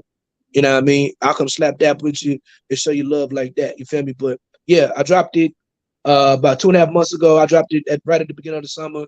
It toured well. It's done well. I'm about to take it to Virginia and do some more stuff in the Midwest. You know, school started again, so I'm kind of slowing down a little bit or what have you, because I'm absolutely actually tomorrow. I need to get on my shit. Huh? Gotta tell them who you're performing with.